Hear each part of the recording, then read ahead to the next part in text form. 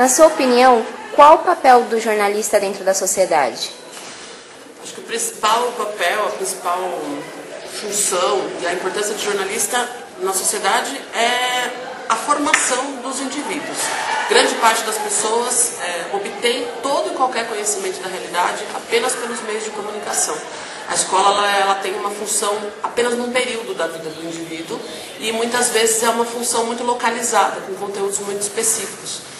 Essa pessoa só fica sabendo a respeito das coisas que estão à sua volta, da sua cidade, do seu país, do mundo, das culturas, adquire valores através dos meios de comunicação.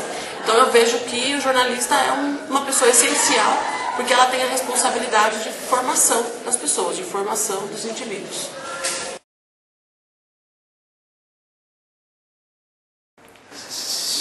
Senhor Mancuso, qual que é o papel da mídia independente na sociedade e qual a influência da grande mídia para não deixar a mídia independente crescer? Veja bem, a grande mídia não atrapalha o crescimento dos pequenos.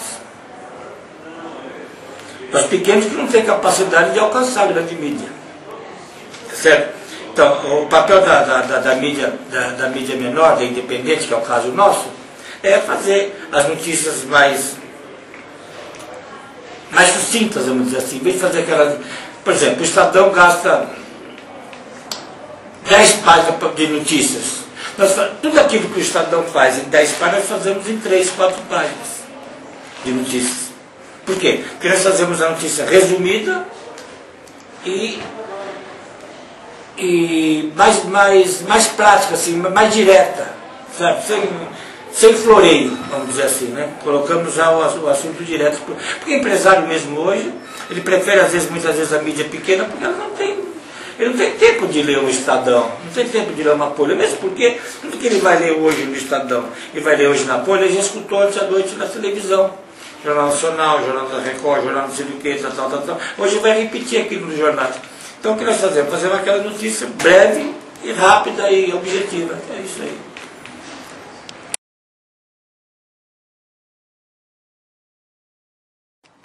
Ronald de Carvalho assumiu a responsabilidade pela edição do debate. Ele disse que apenas mostrou a vitória de Collor sobre Lula. O senhor acha que o Lula realmente perdeu o debate ou houve manipulação da Rede Globo?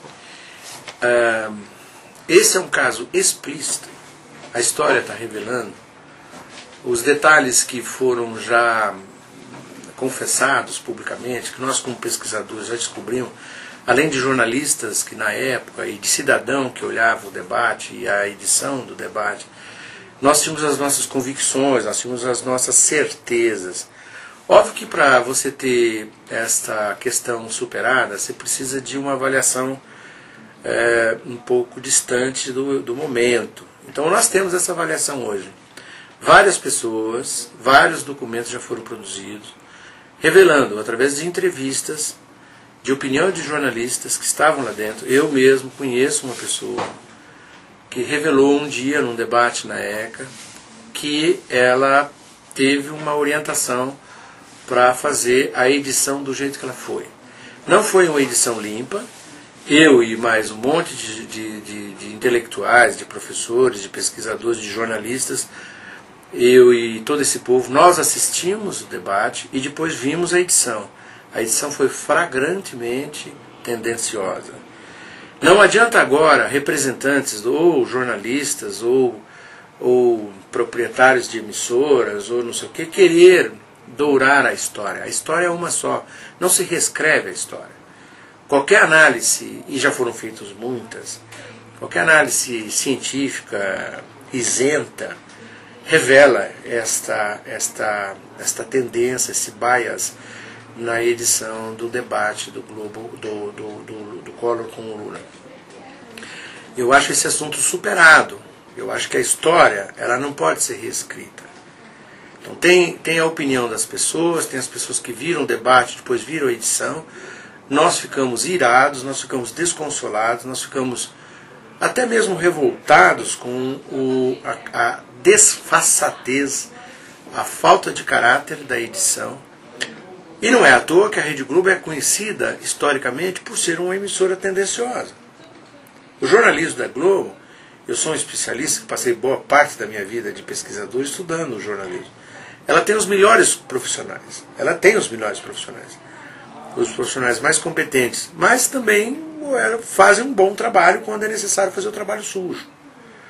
Você não pode olhar uma emissora de televisão, seja ela qualquer uma que existe hoje no Brasil, inclusive as estatais, e dizer que eles são equilibrados, que eles não têm tendência na edição.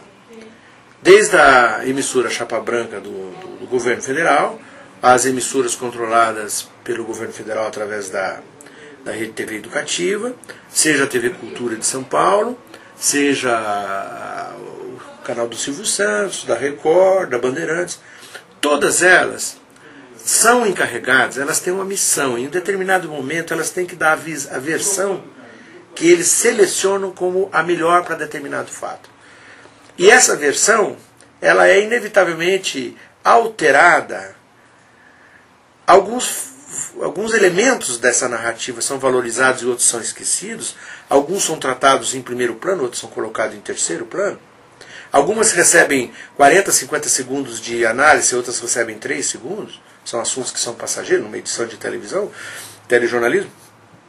E isso tudo depende da decisão editorial da casa. Como jornalista, nós recebemos muita pressão. Tenho um exemplo claro na minha carreira de pressões que são exercidas por interesses mais distintos. E a Rede Globo ela é amplamente conhecida por ser uma emissora simpática ao poder central, às oligarquias, à indústria, à sociedade elitizada do país. Então, o Lula era um cidadão que metia medo na sociedade, metia medo na Globo. Não foi à toa que, quando o Lula foi eleito, o primeiro dia de mandato dele foi no Jornal Nacional, uma entrevista no Jornal Nacional em cadeia, que foi um ato da Globo dizer: o senhor agora é o nosso homem, e nós reforçamos a nossa opinião que nós queremos ter uma boa relação com o senhor, mas ele precisou ganhar o governo primeiro. Se ele não ganhasse, ele jamais teria aquela projeção.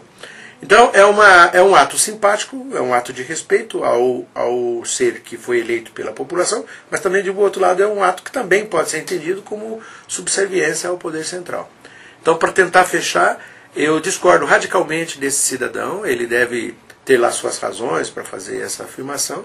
O Alberico tem lá, sim, a sua culpa, toda a cúpula diretiva da Globo, inclusive os proprietários da emissora, que é uma concessão minha e sua, nossa, do povo brasileiro, e eles deviam ter feito uma edição equilibrada.